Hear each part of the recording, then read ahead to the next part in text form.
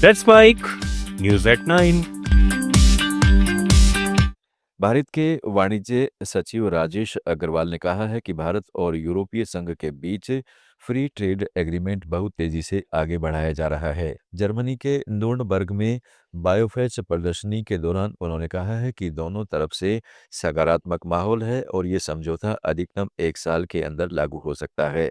इससे न सिर्फ व्यापार बढ़ेगा बल्कि निवेश भी जोर पकड़ेगा और यूरोप की टेक्नोलॉजी व भारत की स्किल्स मिलकर ग्लोबल सप्लाई चेन तैयार कर सकेंगी।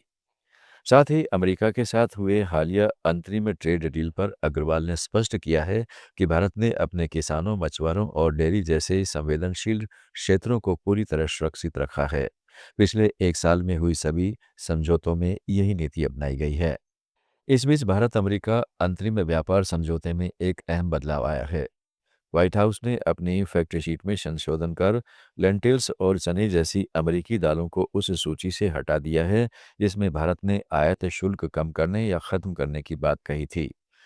पहले वाले संस्करण में सर्टेन पल्सेस का जिक्र था, लेकिन अब संशोधित दस्तावेज में यह हटा दिया गया है, जिससे साफ नहीं कि अमेरिकी दालों पर भारत टैरिफ लगाएगा या नहीं। बाकी कृषि उत्पाद जैसे अनाज, नट्स, फल और सोयाबीन तेल पर छूट की बात बरकरार है। भारत अमेरिका व्यापार समझौते के बाद एक बार फिर अमेरिका का यू टर्न सामने आया है। पहले अमेरिका ने भारत का ऐसा नक्शा शेयर किया जिसमें पीओके और अक्साई चीन को भारत का अभिन्न हिस्सा दिखाया गया। यह नक्शा यूनाइटेड स्टेट्स ट्रेड रिप्रेजेंटेटिव यानी यूएसटीआर ने 7 फरवरी को एक्स पर पोस्ट किया था। ट्रेड डील की घोषणा के तुरंत बाद आए इस कदम को भारत के लिए कूटनीतिक समर्थन माना गया, लेकिन अब अमेरिका ने वह पोस्ट चुपचाप डिलीट कर दी है, जिससे एक बार फिर सवाल खड़े हो गए हैं। अमेरिका हमेशा पीओके और अक्साई चीन को विवादित इलाका बताता रहा है। ऐसे में नक्शा शेयर करना रणनीति थी या चूक, इस बहस पर अब विराम लग गया है। यही नहीं, अमेरिका ने ट्रेड डील की शर्तों में भी बदलाव किया है। भारत के $500 बिलियन की खरीद की प्रतिबद्धता को बदलकर अब इरादा कर दिया गया है। अमेरिका के राष्ट्रपति डोनाल्ड ट्रंप ने एक बार फिर दावा किया है कि उन्होंने भारत और पाकिस्तान के बीच संभावित सैन्य टकराव को शुल्क यानी टैरिफ के जरिए रोका था। फॉक्स बिजनेस को दिए इंटरव्यू में ट्रंप ने कहा है कि हालात इतने गंभीर थे कि यह टकराव परमाणु युद्ध में बदल सकता था।